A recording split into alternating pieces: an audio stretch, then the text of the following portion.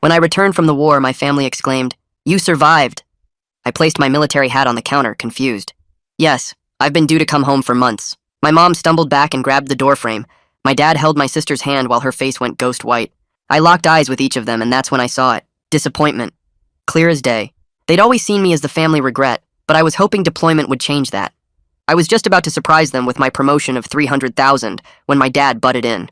"Son, maybe you should extend your deployment." Suddenly, all of my family's heads turned up in anticipation of my response. I can't. I was exposed to the burn pit, and it gave me a rare form of cancer. I only have 8 months left to live.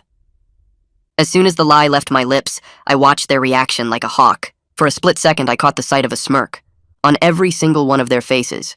"That's so sad," my sister blurted out, burying her face in her hands.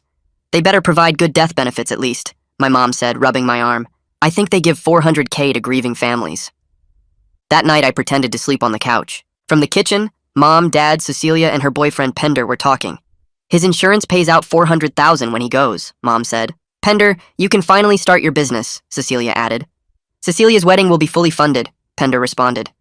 I smiled silently. You see, I'd heard dozens of horror stories in the military, and I knew that the best revenge was feeding into their delusions and letting them destroy themselves. Over the next few days, I played my part perfectly. I'd stumble into walls, I'd cough blood into tissues. When Pender mentioned wanting a new truck, I made sure to wheeze. I wish I could help, but that's when Dad's eyes lit up. "Actually, son, could you sign something for us?" "Just family paperwork." I pretended my hands were too weak to read it properly, but it was a $100,000 loan against my life insurance policy. "Whatever helps the family, Dad." What they didn't realize was they'd just committed a federal crime. The real game began when Pender quit his job. He walked in carrying a cardboard box from his office. "Why work when we're rich in 5 months?" he announced, not knowing I was home. I listened as he replayed the phone call with his boss. "You lazy sack of shit. You didn't even bother checking my CV, and I faked half my degree and certifications." "Pender!" Cecilia fake scolded, giggling like a maniac. A few nights later at dinner, I decided to twist the knife. "You know," I said casually, pushing food around my plate, "the doctor said something strange today. My white blood cell count is improving. He said the cancer might not be as aggressive as—" Cecilia's fork clattered onto her plate. "What?" She cleared her throat, forcing a smile. "I mean, doctors can be wrong. Let's not get our hopes up." "Yeah," Pender added quickly. "False hope is cruel. We should prepare for the worst." I nodded slowly, but in the back of my mind, I thought about how I'd already spent my $300,000 bonus. The Mercedes AMG in storage. The downtown penthouse already furnished. Every day they thought I was at treatment. I was living my actual life. It almost made me feel guilty, until it was time for the funeral planning. Mom pulled out a literal binder. "We've picked your casket," she said, showing me the cheapest option. "And Cecilia's giving your eulogy." "We told the funeral home payment in full comes from life insurance," Dad explained. He'd also cashed out his entire 401k with a 40% penalty, losing the $80,000 he'd saved for 30 years. "Smart thinking," I wheezed. Cecilia had dropped out of college in her final semester, forfeiting her degree and $60,000 in tuition. My mom had broken the apartment lease, owing $15,000 in penalties, and told her landlord to sue her because I'll be rich soon. That night I heard them on a conference call with a voice I didn't recognize. "We need another 100 grand, Dad was saying. "The insurance pays out in 2 months maximum." "You understand what happens if you don't pay?" The accent was thick and there was casino music in the background. "We'll have your money," Pender promised. "His organs are failing." My life had been reduced to collateral. The next morning, Mom handed me a coffee with shaking hands. It tasted bitter. Wrong. I pretended to drink it while she watched, then poured it out later. The residue at the bottom looked grainy. They were trying to speed things up. The next morning, I scheduled a family meeting for Sunday, saying the doctors wanted to discuss hospice options. They practically celebrated. They had no idea the funeral they'd planned wasn't mine. It was theirs. I lay on that couch for hours, staring at the ceiling and replaying every word from the kitchen. The way Mom calculated the insurance payout like she was shopping for groceries. How Pender mapped out his business plans using my death as startup capital. Cecilia giggling about wedding funds while I supposedly rotted from cancer in the next room. When morning light started filtering through the curtains, I knew I couldn't just pack my bags and disappear. They'd committed crimes, real federal offenses, and if I walked away, they'd just find another mark or keep spiraling into worse decisions. But I also knew I needed to be smart about this, not emotional. Tristan always said the difference between a good soldier and a dead one was knowing when to call for backup. I grabbed my phone and stepped outside to the back porch, dialing his number before I could talk myself out of it. He picked up on the second ring, his voice rough with sleep but instantly alert when I said I needed help. I told him everything in a rush, the fake cancer diagnosis, the insurance fraud, the loan against my policy, the way they celebrated my impending death. He didn't interrupt once, just listened to the whole story, and when I finished, there was a long silence before he spoke. "Document everything," he said. "Every conversation, every text, every piece of paper they make you sign.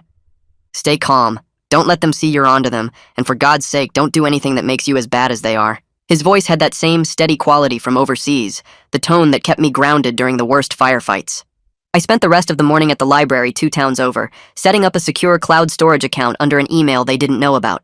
I uploaded every recording I'd made so far, the audio from the kitchen where they divided up my death benefits, the video of Pender bragging about his fake credentials, screenshots of text messages where Cecilia talked about wedding venues. I created folders for each family member and added timestamps and context notes for everything, making sure a prosecutor could follow the timeline without any gaps. The librarian gave me a weird look when I asked about their privacy policy for public computers, but I just smiled and said I was working on a research project.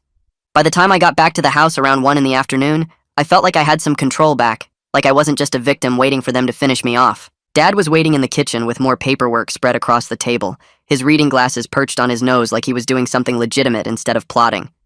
He waved me over with a smile that didn't reach his eyes and explained he needed me to sign a medical power of attorney, just standard stuff for someone in my condition. I pulled out my phone like I was checking messages but actually started recording video, angling it so the camera caught both of us and the documents. My hands shook a little as I picked up the pen, but I made it look like weakness from my fake illness instead of rage. Dad explained the form would let them make healthcare decisions if I couldn't communicate near the end, his voice so caring and paternal that I almost believed he meant it. I watched his face as I signed, saw the little flash of satisfaction he tried to hide, the way his shoulders relaxed once my signature was on the page. He patted my arm and said he was proud of how brave I was being, then carefully filed the document in a folder labeled with my name. That evening I heard voices from the garage and moved closer to the door, pressing my ear against the wood. Pender was on the phone with someone, his voice loud and boastful in that way drunk people get when they think they're being clever. He was talking about the new truck he'd already picked out, laughing about how he told his boss where to shove his job because his girlfriend's brother was about to make them all rich. The worst part was what came next, when he said the dumb bastard didn't even know they'd been planning this for months, that they'd talked about it before I even came home from deployment. My stomach turned as I realized this wasn't opportunistic greed, it was premeditated. They'd been hoping I'd die overseas, and when I survived, they just adjusted their timeline. I backed away from the door before he could hear me and went to my room, sitting on the bed and trying to process what I'd just learned. The next morning, I decided to test them, to see how committed they were to this timeline of my death. At breakfast, I mentioned casually that my doctor said something weird yesterday, that my latest blood work showed improvement in my white blood cell count. I watched Mom's coffee cup freeze halfway to her lips, saw the flash of panic cross her face before she forced it into concern. She set the cup down carefully and said, "Doctors could be wrong. That false hope was the cruelest thing, and I shouldn't get my expectations up." Cecilia jumped in quickly, agreeing that I should prepare for the worst instead of counting on some miracle that probably wouldn't happen. Their eagerness to keep me dying was so obvious it would have been funny if it wasn't terrifying. Later that afternoon, I found Mom's funeral planning binder sitting open on the kitchen table, like she'd been reviewing it and got distracted. I flipped through the pages and felt my jaw clench with each new detail. She'd picked the absolute cheapest casket option, the kind that's basically particle board with a thin veneer. The funeral home she'd chosen advertised budget packages for families on fixed incomes. There was a handwritten note in her careful script about how the life insurance would pay the funeral home directly, so they wouldn't have to front any money themselves. She'd even calculated how much they'd have left over after funeral costs, with neat columns showing the split between her, Dad, and Cecilia. That night, I was in the bathroom brushing my teeth when I heard voices in the living room, someone on speakerphone with an accent I couldn't quite place. I cracked the door open and heard Dad talking about needing more time, about how the insurance would pay out in 2 months maximum. The voice on the phone was thick and rough, maybe Eastern European, asking when they'd have the rest of the payment. There was casino noise in the background, slot machines and crowd sounds, and the voice said something about understanding what happens if they don't pay. Dad promised they'd have the money, his voice shaking in a way I'd never heard before. Pender chimed in saying my organs were failing, that it wouldn't be much longer, and I realized Dad had borrowed from someone way more dangerous than a bank. The next morning, Mom did something she'd never done in the entire time I'd been home. She made me coffee and brought it to me on the couch. She hovered while I took the first sip, watching my face with an intensity that set off every alarm bell in my head. The coffee tasted wrong, bitter in a way that had nothing to do with how it was brewed. I pretended to drink it while she stood there, making small talk about the weather and asking how I slept. The second she left the room, I got up and poured the whole cup down the kitchen sink, rinsing it carefully. At the bottom of the cup was a grainy residue that definitely wasn't coffee grounds, something that had only partially dissolved. I took a photo of it with my phone, then used a plastic bag to collect some of the residue before washing the cup. My hands were shaking as I sealed the bag and hid it in my room. I grabbed my phone and texted Tristan, my fingers fumbling on the screen. I told him I thought they were trying to speed things up, that Mom had put something in my coffee that morning. His response came back in seconds, all caps telling me to get out of that house right now and call the cops. But I texted back that I needed to see this through, needed them to incriminate themselves completely, so there was no way they could talk their way out of it when this all came crashing down. That afternoon, I drove to the public library 3 towns over where nobody would recognize me. I found a quiet corner in the legal reference section and started pulling books on criminal law. The insurance fraud statutes were clear as glass. What Dad did by taking out that loan against my policy using forged access to my account was a federal crime carrying 5 to 10 years. The attempted poisoning fell under aggravated assault in our state, prosecutable even if the victim didn't actually ingest the full dose. What really caught my attention was the conspiracy section. Everyone who knew about the plan and participated in any way could be charged as co-conspirators, which meant Mom, Dad, Cecilia, and Pender were all potentially facing serious time. I took photos of the relevant pages with my phone and made notes about which statutes applied to which actions. By the time I left the library, I had a clear picture of just how much trouble they'd created for themselves. The next morning, I drove to a hardware store 2 towns in the opposite direction. I bought 3 small recording devices that looked like normal everyday objects. One was a pen that actually wrote but had a microphone and memory card inside. Another was a phone charger that plugged into the wall and recorded everything within 15 feet. The third was a small desk clock that looked cheap, but captured both audio and video. The guy at the checkout didn't ask any questions, just rang up my purchases and wished me a good day. Back at the house, I waited until everyone was out. Dad had gone to meet with someone about money, Mom was at her sister's place, and Cecilia and Pender were apartment hunting even though they had no income. I set up the pen on the kitchen counter where they always gathered to talk. The phone charger went into an outlet in the living room behind the couch. The clock I placed on the dining room shelf where it had a clear view of the table. I tested each one with my phone app to make sure the coverage overlapped, and I wasn't leaving any blind spots in the main areas where they plotted. When I got back from testing the devices, I called a hospice organization I found online.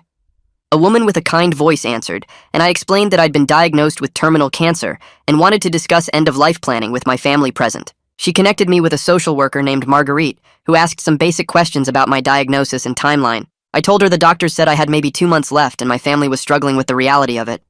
She said she understood, and these conversations were never easy, but having a neutral professional present often helped families communicate better. We scheduled her to come to the house Sunday at 2 in the afternoon. I made sure to mention I wanted my whole family there so we could all hear the same information and make decisions together. She said that was actually ideal and she'd bring intake forms and information packets. After I hung up, I felt the first real sense of control I'd had since this whole thing started. Sunday was going to be the day everything came out, and now I'd have a credible witness there when it happened. That night alone in my room, I sat on the edge of my bed and stared at my hands. They looked like my hands, but I didn't quite recognize what they'd been doing lately. Setting traps, gathering evidence, manipulating my own family even if they deserved it. I wondered if I was becoming just like them, calculating and cold and willing to hurt people to get what I wanted. The thought made my stomach turn. But then I remembered their faces when I told them I was dying. Those smirks that flashed for just a second before they covered them with fake sadness. I remembered Mom's voice talking about death benefits like she was discussing a lottery win. I remembered Dad borrowing money from criminals using my life as collateral. The difference was clear when I really looked at it. They were trying to profit from my death. I was trying to stop people who wanted me dead. That wasn't the same thing at all. I waited until mid-morning when the house was busy with everyone moving around to make my anonymous call. I used a burner phone I'd picked up at a convenience store and dialed the insurance company's fraud hotline. A man answered, and I told him I had information about a potentially fraudulent claim on a life insurance policy. I gave him my policy number and suggested he might want to audit the account for irregularities. I mentioned that someone had taken out a loan against the policy, and there might be misrepresentation on the application about the insured person's medical condition. He started asking for my name and contact information, but I told him I was just a concerned party who thought they should look into it. Then I hung up before he could press me further. It wasn't much, but it would get them looking at Dad's paperwork, and once they started digging, they'd find all the forged documents and false statements. The next day, I walked into the police station and asked the officer at the front desk if I could speak with a detective about a potential crime. She made a phone call, and 10 minutes later, a man in his 40s came out to the lobby. He introduced himself as Detective Morris and led me back to a small interview room with a table and 4 chairs. I sat down and told him everything. The fake cancer diagnosis, my family's reaction, the insurance fraud, the loan from dangerous people, and the coffee Mom gave me that tasted wrong. I showed him the photos of the grainy residue and explained I'd saved a sample in a sealed container. He listened without interrupting, taking notes on a yellow legal pad. When I finished, he leaned back in his chair and studied me for a long moment. Then he said he could help, but I'd need to understand this wasn't going to be simple. I'd need to wear a wire and document everything in real time. The case would be stronger if we caught them in the act of planning or attempting something, rather than just relying on past evidence. I told him I was ready to do whatever it took. That evening, I rented a storage unit across town under a fake name I'd used for my penthouse lease. I loaded my car with everything that mattered. The title to my Mercedes that was sitting in a different storage facility. My military medals in their presentation case. My actual medical records from the base hospital showing I was healthy with no cancer diagnosis. My discharge papers and promotion documentation. The folder with my real bank statements showing the $300,000 bonus. I drove it all to the storage unit and locked it away where my family couldn't get to it if things went bad. On the drive back, I memorized 3 different routes away from the house in case I needed to leave in a hurry. I programmed Detective Morris's direct number into my phone under a fake name. I mapped out where the nearest police station was and how long it would take to get there from different locations. I wasn't taking any chances that they might try something before Sunday. The next morning, the hospice intake call happened right on schedule.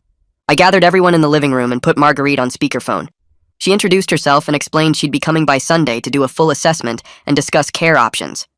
She asked some questions about my current condition and symptoms. Mom's voice broke at exactly the right moment when she described how hard it was watching me decline. Cecilia talked about wanting to cherish our remaining time together and make sure I was comfortable. Dad asked practical questions about pain management that made him sound like a caring father instead of someone counting down days until a payout.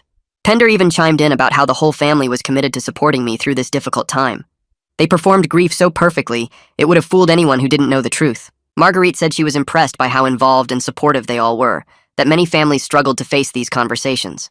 After the call ended, they all looked relieved, like they'd passed some kind of test. I waited until everyone dispersed to different parts of the house before I made my move. I'd printed out forms from a legal template website the night before, official-looking documents with the header, Accelerated Death Benefit Application, across the top. These were real forms that some insurance companies use to let terminally ill people access part of their death benefit early. I filled in most of the fields but left the signature line blank. Then I put everything in a folder and left it on the dining room table where someone would definitely find it. I positioned one of my hidden cameras to capture the table from the perfect angle. If anyone tried to forge my signature, I'd have it on video. The bait was set. That afternoon, Mom came to me with a concerned expression and said she wanted to help organize my medications since I had so many bottles, and it must be confusing to keep track of everything. I watched her hands carefully as she lined up all the pill bottles on the kitchen counter. She sorted them by type and time of day, making neat little rows and explaining her system.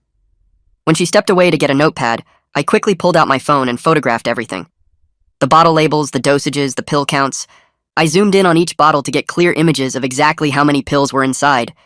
If any went missing or got swapped with something else, I'd have proof of what they were supposed to be. Mom came back and finished her organizing, writing out a schedule for when I should take each medication. She seemed genuinely pleased with herself, like she was doing something helpful. I thanked her and told her it really did make things easier. She squeezed my shoulder and said that's what family does. They take care of each other. The words would have been touching if I didn't know what she'd already tried to put in my coffee. 2 days later, I was in the kitchen making breakfast when I heard Dad get the mail. He came back inside holding a thick envelope with the insurance company logo on it. I watched from around the corner as he opened it and started reading. His face went from confused to pale to red in about 10 seconds. He called for Mom and Cecilia, and they gathered around the dining table while I stayed back where they couldn't see me. Dad read the letter out loud and his voice was shaking. The insurance company was flagging the policy for audit. All benefit access was frozen pending investigation. They had questions about the loan application and needed to verify medical information. The explosion was instant and beautiful. Dad started yelling about timing and how this was going to ruin everything. Mom was crying and saying they'd already spent money they didn't have. Cecilia turned on Pender and blamed him for pushing Dad to take out the loan so fast. Pender fired back that it was her idea to speed things up in the first place. They went back and forth for 20 minutes, each one blaming someone else, while I stood there recording every word on my phone. When they finally calmed down enough to think straight, Dad said he'd call the insurance company and straighten it out. Mom said they needed to be careful what they said, because audits meant they were looking for fraud. That night at dinner, everyone was tense and quiet. Dad kept checking his phone like he was waiting for something important. We were halfway through the meal when his phone rang. He looked at the number and his whole body went stiff. He put it on speaker and set it on the table. I was in the living room, but I could hear everything perfectly. The voice on the other end had a thick accent, and there was casino noise in the background. The man asked where his money was. Dad tried to explain about the insurance audit and how it was just a delay. The voice cut him off and said he wanted $50,000 by next week. Dad stammered something about needing more time. The man's voice got cold and said if he didn't have the money by next Friday, they would start taking payment in other ways. Dad promised the insurance money was coming soon, just a small delay. Everything would be fine. The man hung up without saying goodbye. I watched Dad's hands shake as he picked up his phone. Mom asked who that was and Dad just shook his head. The next morning I came downstairs and found everyone at the breakfast table. I sat down and mentioned casually that I had a doctor appointment yesterday. They all looked up at me. I said my oncologist mentioned something interesting about a new clinical trial. The trial was for my type of cancer, and it might extend my timeline by 6 months or more. Maybe even a year if it worked really well. I watched their faces carefully. Mom was the first to speak. She said clinical trials were risky and often gave false hope.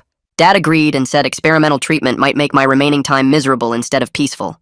Cecilia jumped in saying I should focus on quality of life, not quantity. Pender added that trials were just guinea pig experiments and most of them failed anyway. They all talked over each other trying to convince me not to do it.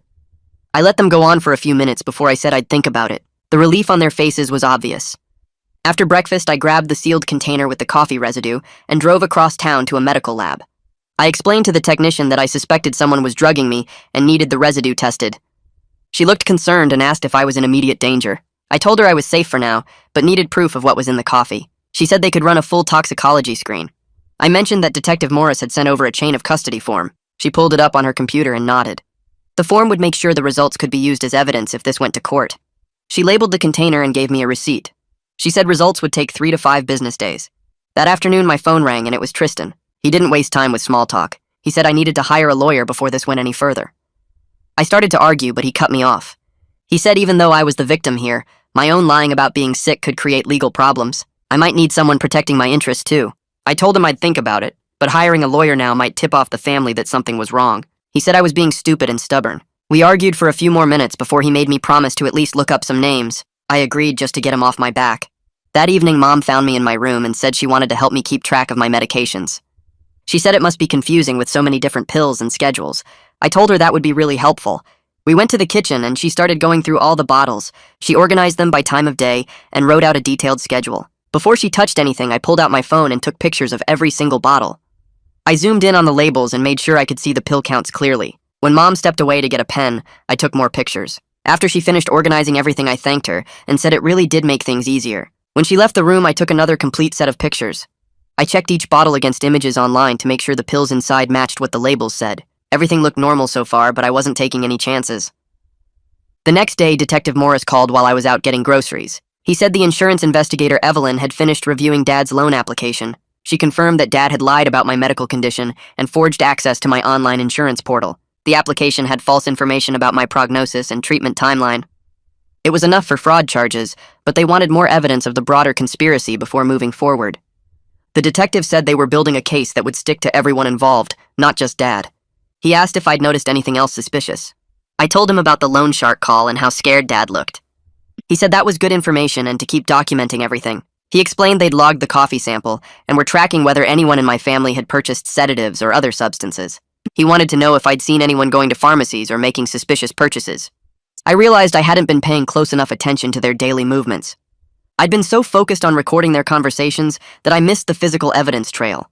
He told me to start watching where they went and what they bought. 2 days before Sunday, a black car pulled up outside our house. A man in an expensive suit got out and walked toward the door. Dad was in the living room, and when he looked out the window, his face went completely white. He told us all to stay inside and went out to the porch. I moved to a window where I could see without being obvious. The man was talking, and Dad was nodding and pulling out his wallet. Dad handed over some cash, but based on the man's angry hand gestures, it wasn't enough.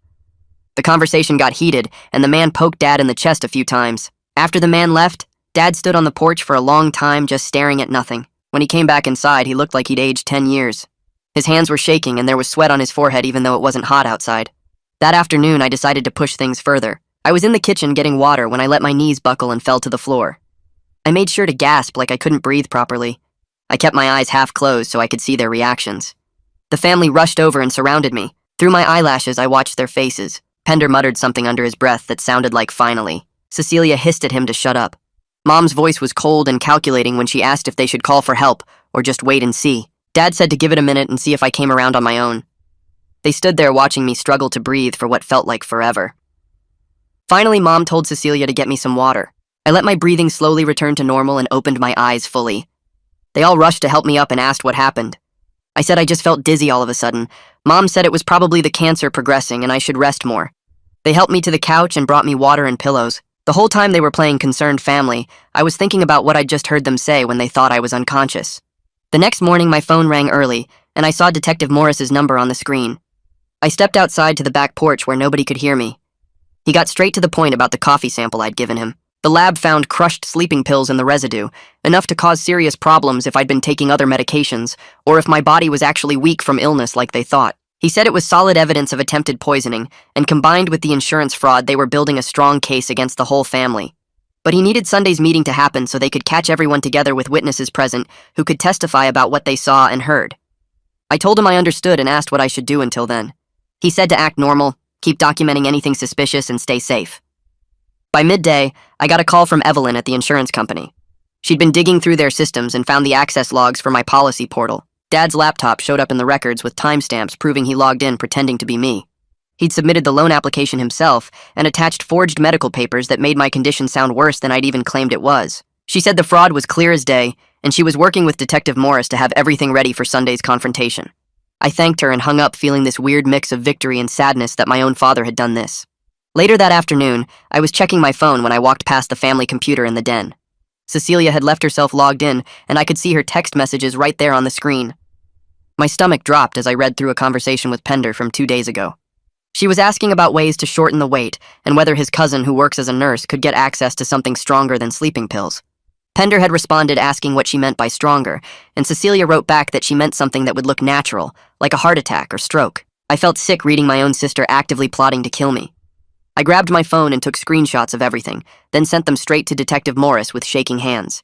He texted back within minutes saying this was exactly the kind of evidence they needed and to be extra careful around the family. I spent the rest of the afternoon working with Detective Morris on setting up a trap for Saturday. We arranged for a delivery company to bring an official-looking envelope addressed to me containing a fake accelerated benefit payout check. The check looked real enough to fool someone who wasn't looking too close, and it required my signature to deposit. Detective Morris said we were betting that someone would try to forge my signature, and we'd have it on camera when they did. I positioned my phone in the living room bookshelf with the camera aimed at the front door and mail table, making sure the angle would catch everything. Friday morning, I called the hospice organization and asked to speak with Marguerite. I confirmed she'd be arriving Sunday at 2 in the afternoon for the consultation. She asked if there was anything specific she should know beforehand, and I explained there was some family tension around my illness. I said I wanted a neutral professional present to help guide difficult conversations about end-of-life planning.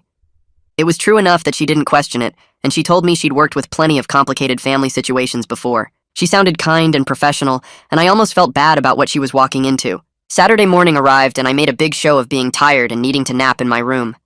I pulled up the camera feed on my phone and watched the living room from under my blankets. Right on schedule, the delivery person knocked and left the envelope on the front porch. I watched Pender answer the door and bring the envelope inside. He looked at the return address and his eyes got wide. He called for Cecilia, and they opened it together right there at the mail table. I watched Pender read the fake check and saw his face light up with greed. He grabbed a pen and some scratch paper from the drawer and started practicing my signature over and over. After about 10 tries, he carefully signed the endorsement line on the back of the check. The whole thing was caught in perfect high-definition video. I saved the file immediately and sent a copy to Detective Morris. He responded with a thumbs up and told me that was textbook forgery. That afternoon, Dad found me in the kitchen and said he needed to talk. He sat me down at the table with another form and explained it was a DNR order. He said it would tell doctors not to try to bring me back if my heart stopped, that it would prevent me from suffering through painful procedures that probably wouldn't work anyway. His voice was so gentle and caring that if I didn't know better, I might have believed he actually gave a damn about my comfort. I signed the form, but it wasn't the one he thought it was. I'd prepared my own version that looked identical, but included hidden language that logged any changes or alterations to the document. I watched Dad's shoulders relax once my signature was on the page, and he patted my hand like a loving father. That evening, I was in the bathroom when I heard Dad on the phone in the hallway. He was talking to someone about finalizing a payment arrangement and asking them to come by Sunday afternoon around 2:30. My stomach dropped hard as I realized what this meant. Dad had scheduled a meeting with the loan shark at the exact same time as the hospice consultation. These were dangerous people who'd already threatened him, and now they'd be showing up right when the police were planning to move in. I waited until Dad went to bed, then called Tristan in a panic. I told him I was thinking about just posting everything online and exposing the whole situation publicly instead of waiting for Sunday. He listened to me freak out for a few minutes, then talked me down in that calm way he has. He pointed out that going public now would warn the family and give them time to destroy evidence. He said I needed to trust the legal process, even though it was scary, and even though it felt like things were spinning out of control. He reminded me that Detective Morris knew what he was doing and had handled situations way more complicated than this. By the time we hung up, I felt steadier, but I still barely slept that night. Sunday morning, I got up early and drove to a notary office across town. I brought documents I'd prepared for a proper living will with an independent executor who wasn't family. The notary witnessed my signature and asked questions to make sure I understood what I was signing. I explained that previous documents I'd signed were done under pressure, and I wanted to make sure my actual wishes were legally clear. She notarized everything and gave me certified copies. I drove straight to my storage unit and locked the originals in my safe, then sent scanned copies to Detective Morris, creating a paper trail that would protect me no matter what happened later today. Back at the house, I found myself alone in the living room, staring at the bookshelf where Mom kept the family photo albums. I pulled down the oldest one and opened it on the coffee table. Birthday parties from when I was 7 with a homemade cake and paper decorations. Christmas mornings with all of us in matching pajamas that Mom insisted we wear for photos. A trip to the beach where Dad taught me to build sandcastles, and Cecilia buried my feet in the sand while laughing. I turned the pages slowly and studied each picture, looking for signs of what they would become. But the smiles looked real. The hugs looked genuine. Dad's hand on my shoulder at my high school graduation seemed proud, not disappointed. I let myself feel the loss of it, the grief for people who either never existed or died so gradually I didn't notice when they stopped being my family. The photos showed strangers wearing familiar faces. I closed the album and put it back on the shelf, accepting that whatever we had been was gone long before I came home from deployment. My phone buzzed in my pocket, and I saw Detective Morris calling. I answered, and he got straight to the point without any greeting. He said even though I was cooperating and clearly the victim of their crimes, my own lie about being sick could create legal problems for me. The insurance company might come after me for fraud. The prosecutor might want to charge me with filing a false report if any medical claims got submitted. He couldn't promise complete immunity, and I needed to understand I might face consequences too. I told him I understood, and I was willing to accept that exposing them was worth whatever happened to me legally. He said okay, and reminded me that everything was set for this afternoon, that I should stay calm and let things play out. I hung up and checked the time. It was almost 1 in the afternoon. The doorbell rang and I heard Mom answer it. A delivery person asked her to sign for a certified letter. I walked into the hallway and watched Mom's face go white as she read the return address. She ripped open the envelope right there in the doorway, and I saw her hands start shaking as she read. The letter was from the insurance company formally notifying the family that my policy was under criminal investigation for fraud and all benefit access was frozen pending the outcome. Mom stumbled backward, and Dad came running from the kitchen asking what was wrong. She handed him the letter without speaking. His face went from confused to angry to scared in about 5 seconds. Cecilia came down the stairs asking what all the noise was about, and Pender followed behind her. Dad read the letter out loud in a voice that kept breaking. Criminal investigation, fraud, frozen benefits, possible prosecution. The words hung in the air like smoke. Then the explosion started. Dad turned on Mom and started screaming that this was her fault for pushing him to take out that loan, that he never would have done it if she hadn't kept talking about how much money we'd have. Mom screamed back that Cecilia was the one who kept making plans and spending money they didn't have yet, that she encouraged all of this. Cecilia started crying and yelling that Pender was the one who quit his job, that he was the one who kept saying I'd be dead soon anyway, so why wait? Pender got in Dad's face and said it was Dad who borrowed from dangerous people, who forged my signature, who got them into this mess. They went around and around, blaming each other, voices getting louder and meaner. I stood in the doorway watching them tear each other apart, and nobody even looked at me. They were so busy attacking each other they forgot I was there. The fighting went on for maybe 10 minutes before it started to slow down. Everyone was breathing hard and red in the face. Cecilia was crying for real now, not the fake tears she'd been doing for weeks. Mom had her head in her hands. Dad looked like he aged about 20 years. I heard myself say that maybe I could sell my car to help with some of the debts. The words just came out and I wasn't sure if I meant them or if I was still playing the game. For just a second, everyone's faces changed. They looked at me like I was actually their family member instead of a walking paycheck. Cecilia came over and hugged me tight, and for a moment she felt like my real sister, the one who used to braid my hair when I was little, and she was practicing for beauty school. But then Dad asked how much the car was worth. I said maybe $30,000. I watched him do the math in his head, calculating whether that was enough to cover what they owed. His face fell when he realized it wasn't even close. Mom asked if I had anything else to sell. Pender suggested I could cash out my military retirement early.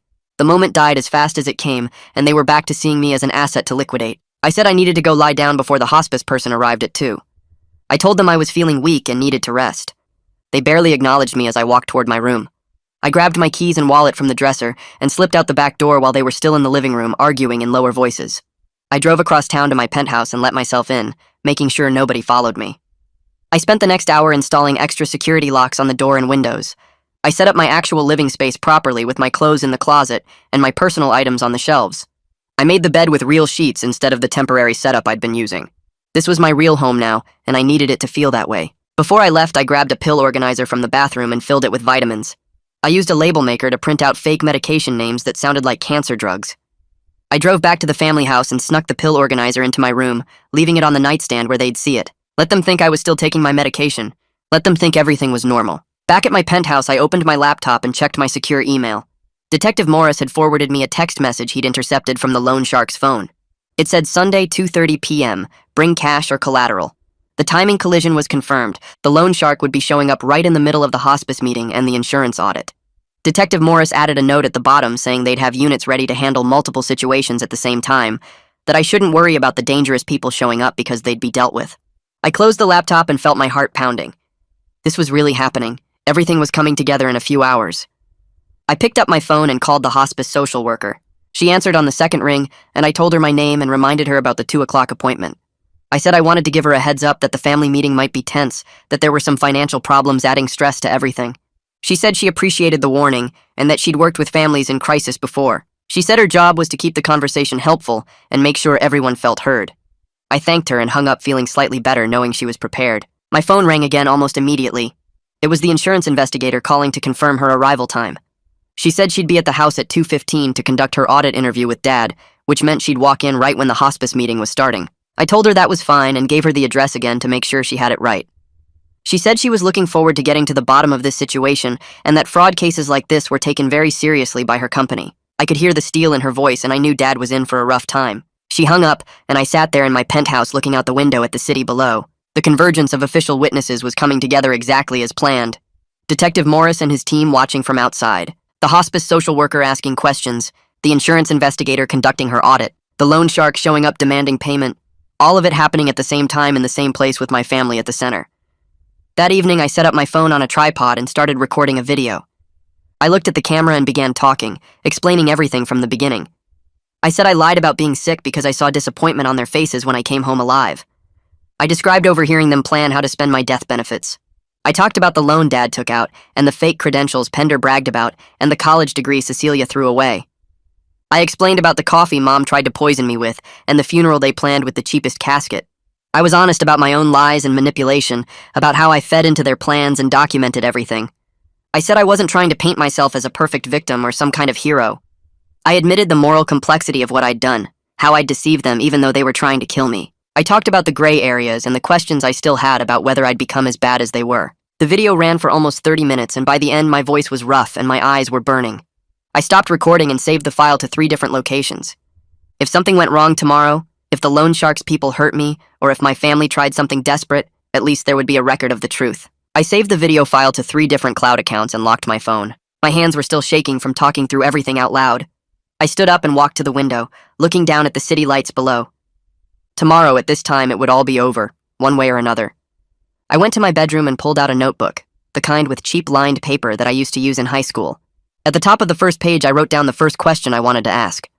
Something casual about their plans for after I was gone.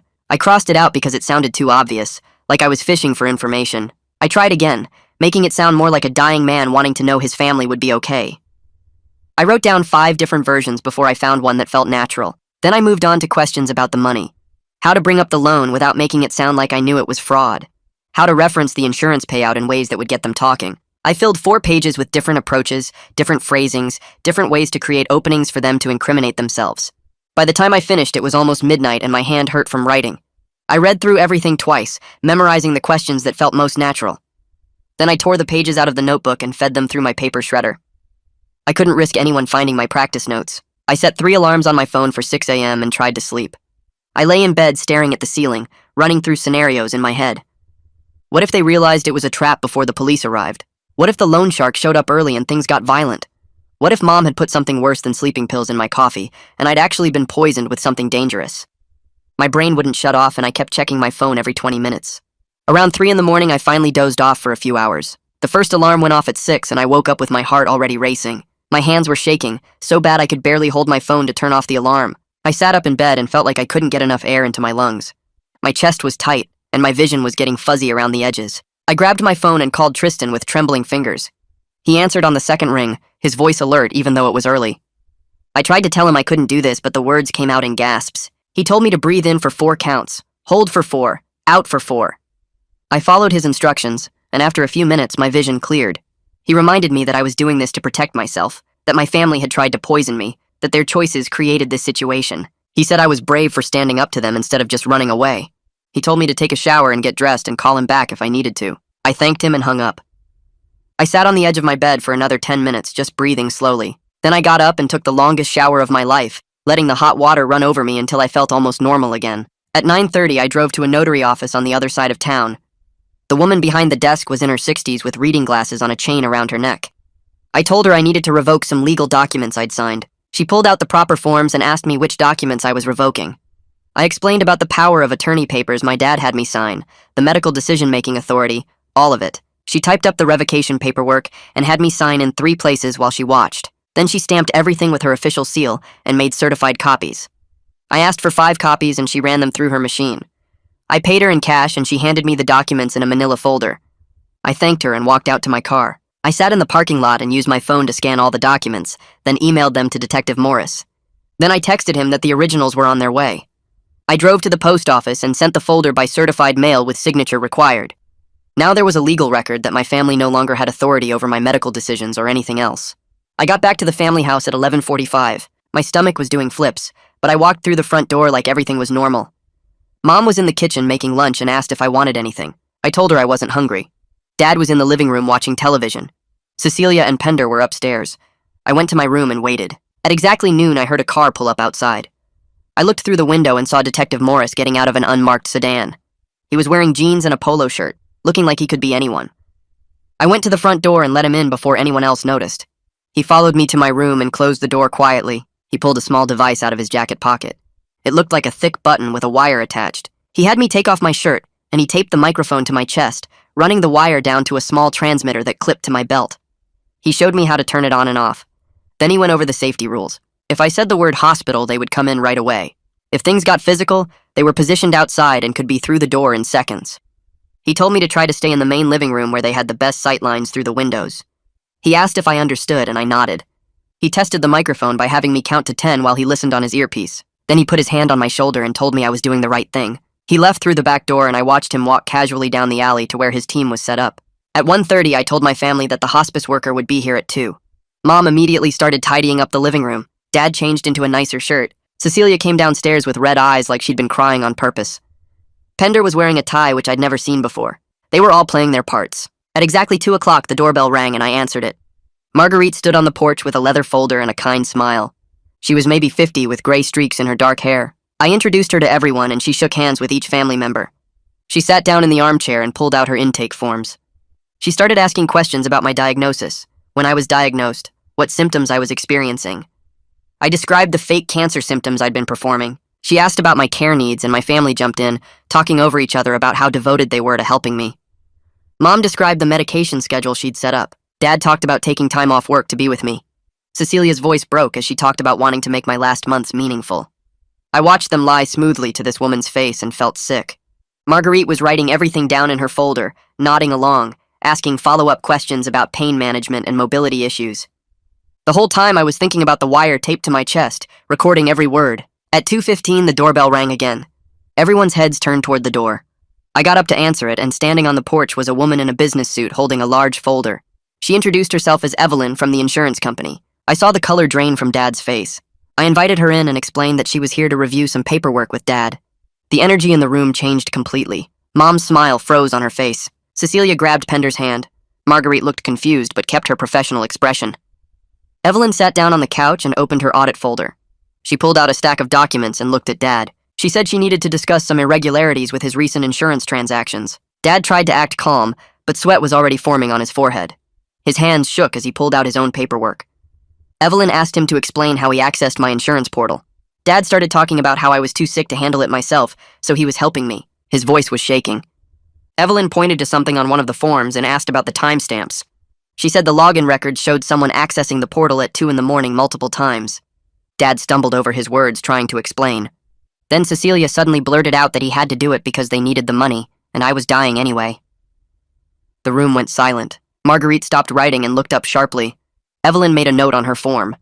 Mom hissed at Cecilia to be quiet. Dad's face went red and he started explaining that it wasn't fraud because the money was going to come to them anyway. Evelyn asked him to clarify what he meant by that. Dad kept digging himself deeper, talking about the death benefit and how he just borrowed against it early. Pender had been drinking since morning and I could smell it from across the room. He suddenly laughed and said they'd all been so smart about this. He started listing everything they'd bought with the borrowed money. The new furniture, Cecilia's wedding dress, his truck down payment. He talked about quitting his job and how his boss had been too stupid to check his fake credentials anyway. He said they'd been planning this for months, just waiting for me to die so they could finally be rich. He described their plans for after I was gone like I wasn't sitting right there listening. Mom was trying to get him to shut up, but he kept talking. Cecilia was crying now, but not in the fake way from before. Real tears because she knew something was wrong. Pender kept going, talking about how they'd already spent the money in their heads, how they'd divided it up, how they'd even joked about ways to speed things along. Marguerite asked Mom about my medication management. Her voice was careful now, professional but cold. Mom got defensive immediately. She said she was just trying to help me rest. She said she'd been putting something in my coffee to help me sleep through the pain. She said it was just to make me comfortable. Marguerite's face went completely still. She wrote something on her form with very precise handwriting. She asked what specifically Mom had been putting in the coffee. Mom said just some sleeping pills, nothing dangerous. Marguerite asked how many pills and how often. Mom's voice got higher as she tried to explain that it was fine, that she was just being a good mother. Evelyn was writing everything down now, too. The whole room felt like it was holding its breath. The front door opened and Detective Morris walked in with 3 uniformed officers behind him. They moved with calm authority, spreading out into the room. One officer went to Dad. Another went to Mom. The third stood by Pender. Detective Morris identified himself and said they were separating everyone for questioning. Mom started crying and asking what was happening. Dad's face went gray. Cecilia looked at me, and I saw the exact moment she understood. Her eyes went wide and her mouth opened. She said my name like a question. Pender tried to stand up, but the officer put a hand on his shoulder. Detective Morris explained that they were investigating insurance fraud, identity theft, and attempted poisoning. He said everyone needed to come down to the station. Mom screamed that this was a mistake. Dad just sat there staring at nothing. Cecilia kept looking at me with this expression of complete shock. Then her face changed. The shock turned to anger, and then to something like hate. She realized I'd set this up, that I'd planned this whole thing, that the dying son they'd been celebrating was never actually sick. Pender started yelling about his rights. Mom was sobbing. Dad finally looked at me and I saw everything in his eyes.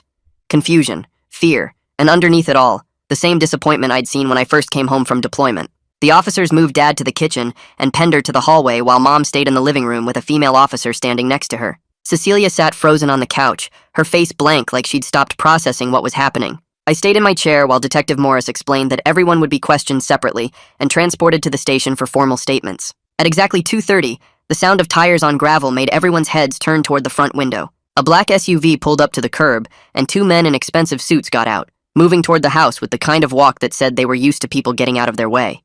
The uniformed officers at the door intercepted them at the end of the driveway before they could reach the porch.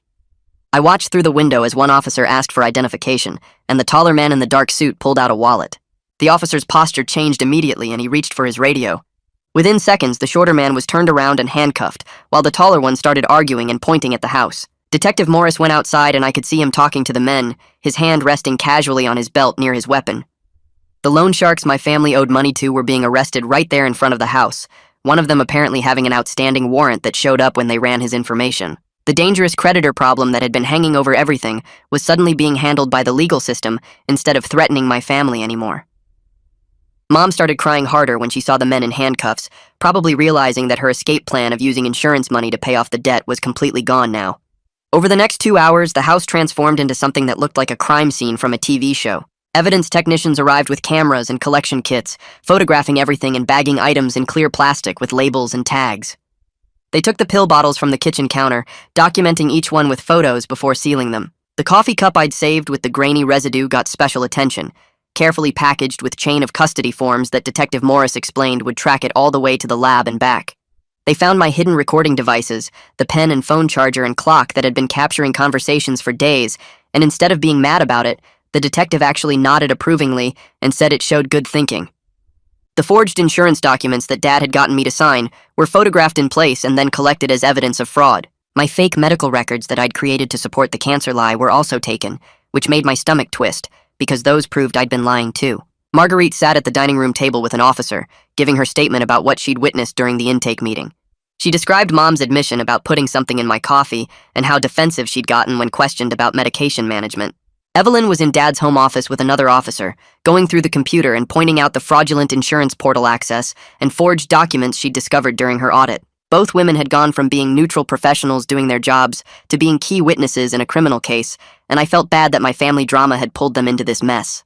Detective Morris drove me to the police station in his unmarked car while the evidence technicians finished processing the house. The station was busy with afternoon shift change, officers coming and going and people sitting in plastic chairs waiting to file reports or see someone in custody.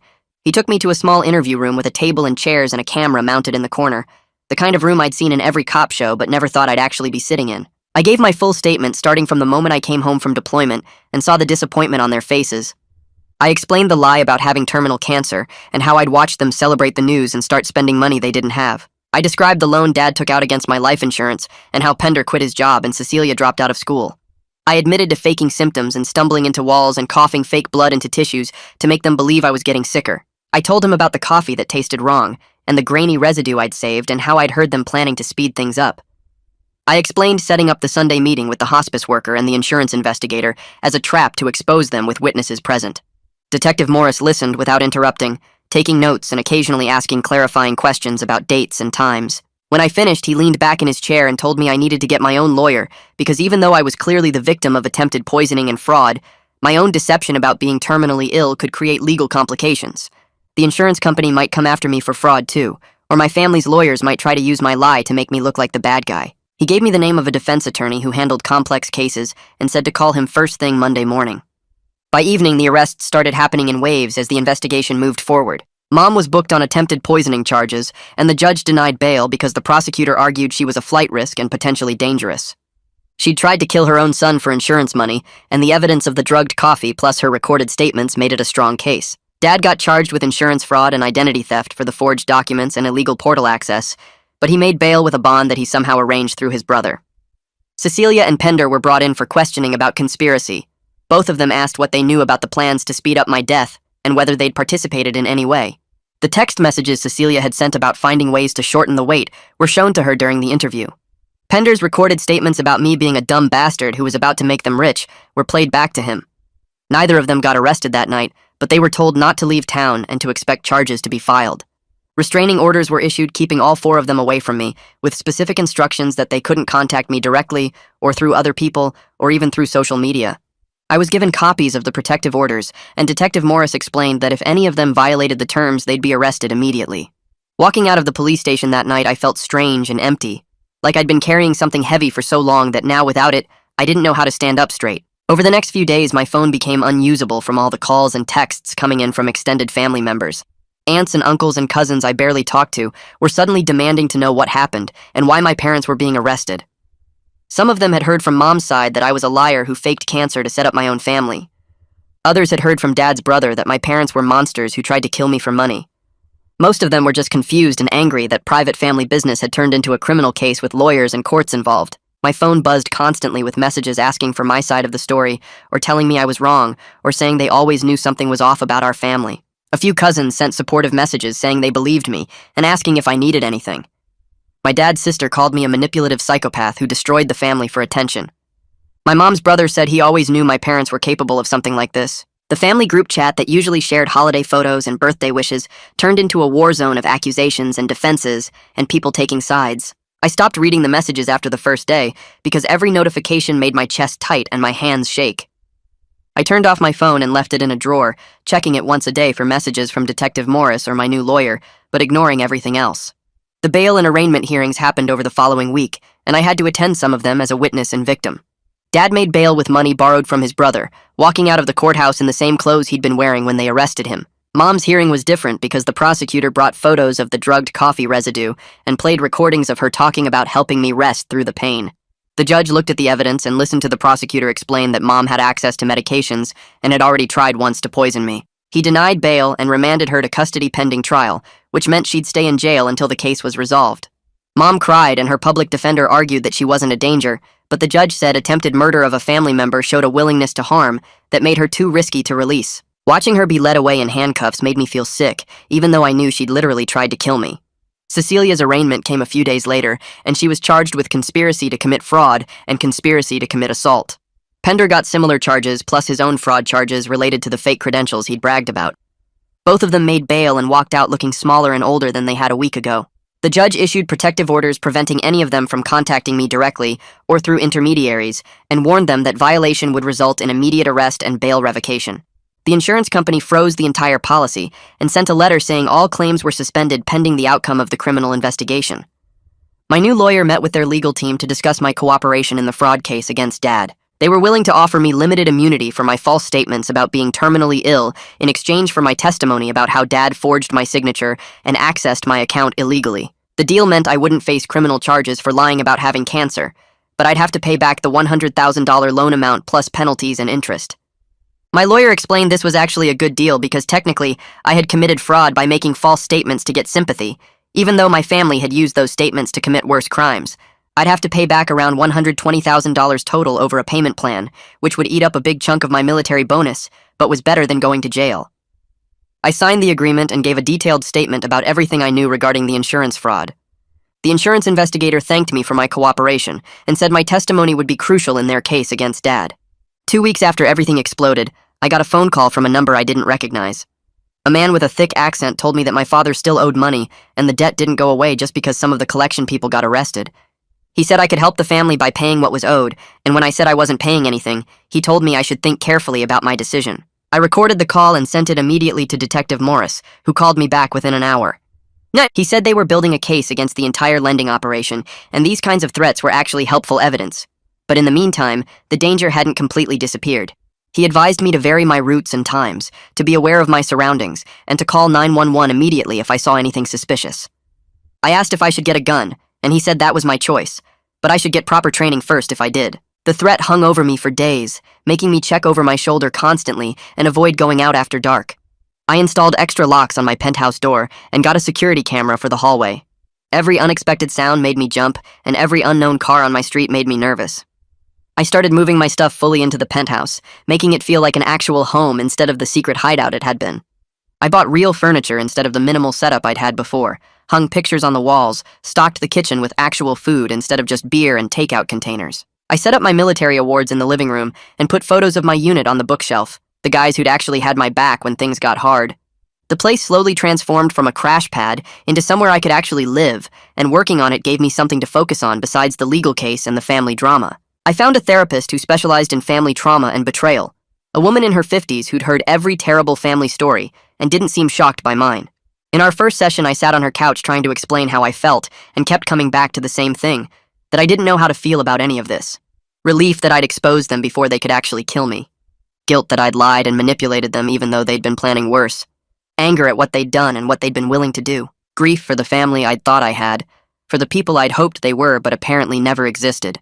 All of it mixed together in ways I couldn't untangle, leaving me feeling numb some days and overwhelmed others. She told me that was completely normal, that trauma doesn't come in neat packages with clear emotions attached. She said we'd work on processing everything piece by piece, and that healing wasn't about making the feelings go away, but about learning to live with them, without being controlled by them. Tristan visited one weekend, and we sat on my balcony drinking beer and watching the city lights come on as the sun went down. For once, we didn't talk about the case or the family or any of it, just sat there like we used to do on base after long days. Eventually, I told him I kept having dreams where my family actually loved me, and the whole thing was a misunderstanding, where I'd wake up and they'd be happy I was alive instead of disappointed.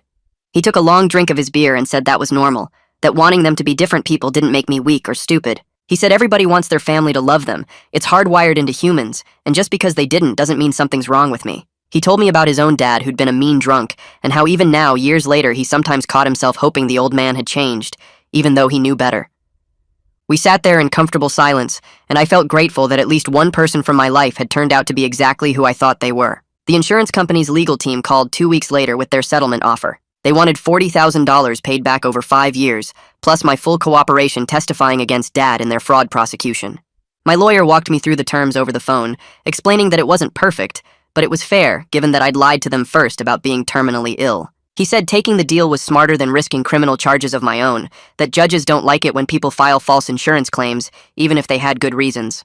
I signed the paperwork at his office the next morning, agreeing to monthly payments of $667 starting in 90 days. It felt like getting off easy considering everything that happened, and the lawyer said the insurance company just wanted their money back, and a prosecution witness more than they wanted to punish me.